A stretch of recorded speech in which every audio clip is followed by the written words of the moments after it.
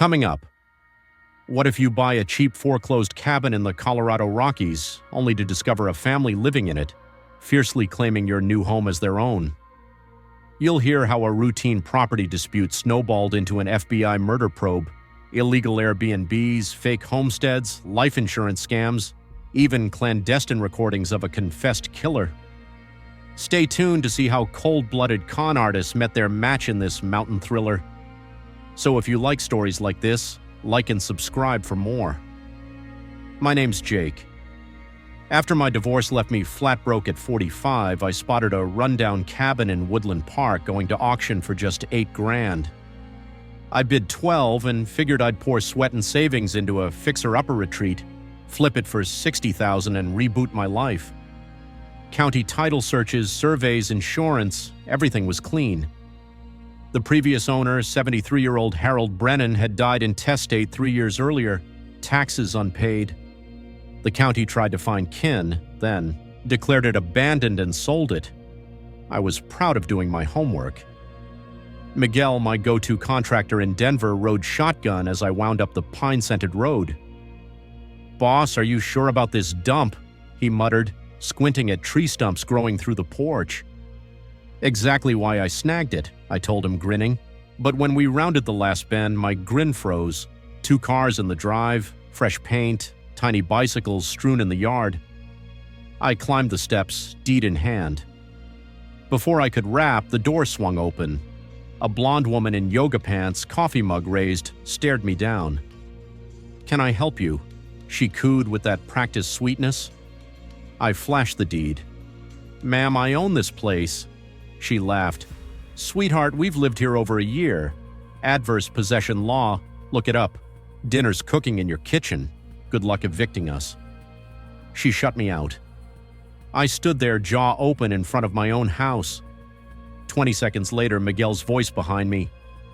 "Boss, what the hell?" I shook my head. "I have no idea." And thus began my descent into a nightmare. 6 months before, my divorce wiped me out. Colorado's no-fault split everything 50-50. My tools, truck, suburban home, poof. I ended up in a smoke-stained studio staring at my empty bank balance. That's when I found the cabin. Perfect project, perfect escape. But I wasn't the only one with plans. Brenda Hutchkins, 52, bleached blonde in designer workout wear, had quietly moved in with her unemployed son Tyler and tearjerker daughter Madison. Over 8 months, she'd run an unlicensed Airbnb, hundreds a night, strangers streaming in during tourist season. She even claimed a homestead exemption to dodge property taxes. Her hubris peaked days before my arrival, when a building inspector poked around. Instead of lying low, Brenda filed a complaint of harassment, painting herself as a single mom under siege by corporate land grabbers, and she bullied the sheriff. When Deputy Rick Morrison rolled up, he greeted Brenda like a niece, then refused to look at my paperwork. "This is a civil matter," he sneered, ordering me off the premises or face arrest. I drove home seething. Meanwhile, Brenda spun a viral Facebook tale. Evil capitalist tries to evict a single mom and kids. Comments poured in. "Shame on you. Leave that family alone. Stop corporate greed." Total strangers denounced me as a villain. Sleep turned to rage.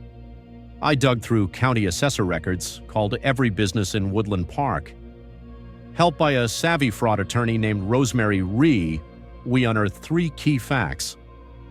1. Brenda owed local shops thousands for supplies. 2. She'd pulled the same con in at least 3 other Colorado counties. 3. Her utility bills only went back 8 months, far short of her year-plus residency claim. The scent of vindication mixed with pine as I plotted. Then came the bank notice, fraud claim on my account, checks bouncing for property I'd never owned. Brenda was freezing my assets mid-battle. I fought back, calling IRS fraud, Colorado Department of Revenue, and even Channel 9. By noon, state agents were en route. Brenda's GoFundMe was suspended. She was becoming the hunted.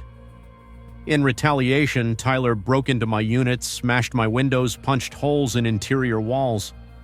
Brenda filmed it all, framing him as emergency repairs by worried tenants. Fortunately, my hidden cameras caught every blow in HD.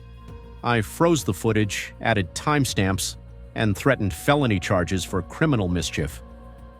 She paled. Then Tyler's sledgehammer revealed something extraordinary: a hidden cavity behind the bedroom paneling stuffed with Harold Brennan's legal and medical files.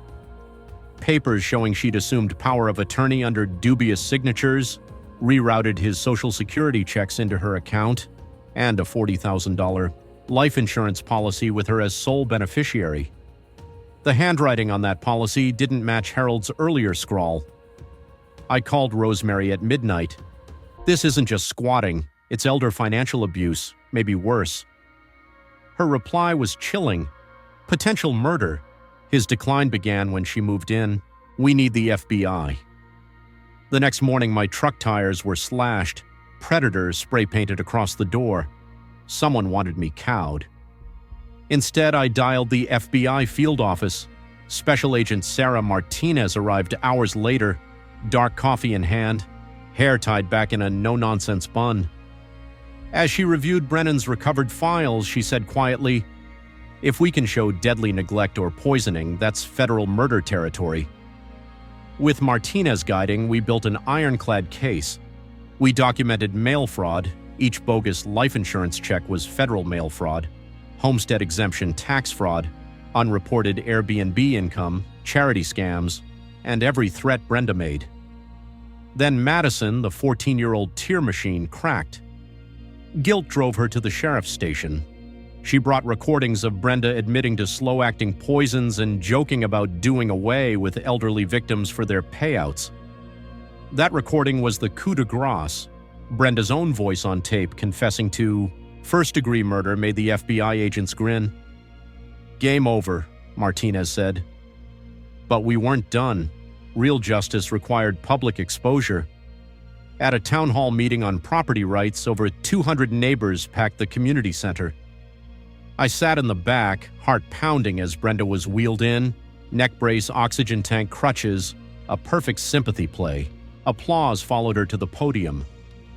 "Let her speak," Martinez whispered. "Let her think she's winning." In her trembling voice, Brenda recounted how she'd cared for Harold, painted the cabin herself, lived there for more than a year. Tears, nodding heads, pity, until I stood. "Mrs. Hutchkins, did Harold Brennan ever get diagnosed with dementia?" The room hummed. She faltered. Martinez rose, badge out. "Brenda Hutchkins, you're under arrest for the murder of Harold Brennan and conspiracy to kill your landlord, Jake Morrison." Video crews caught Brenda's face as she screamed, "I did it! He deserved it!" An unplanned, damning confession. The crowd burst into applause. Justice had arrived. 6 months later, I'm on that same porch, sunrise gilding the peaks. Brenda's behind bars for life, multiple murder convictions plus decades in federal prison for fraud, mail fraud, tax evasion, witness intimidation, and obstruction of justice. Tyler got 8 years. Madison, after her courageous testimony, is thriving with relatives in Texas, studying criminal justice. The cabin itself, a community project. Neighbors brought tools, materials, casseroles. Frank from Murphy's Hardware donated lumber. Lisa Rodriguez from the cafe supplied hot meals for days. Even Deputy Morrison, humbled, helped hang windows. We named our business Mountain Honest Contracting. No hidden fees, no scams, just rebuilding what predators destroy. My partnership with Rosemary turned personal. Each morning over jasmine tea, we talk cases and watch the mountains glow. The FBI now uses our file in training seminars nationwide. Fletcher Brennan, the nephew, moved here, built a small cabin above the trout pond we dedicated as the Harold Brennan Memorial. The Mountain Elder Protection Initiative now trains banks, care workers, and neighbors to spot financial predators before they strike.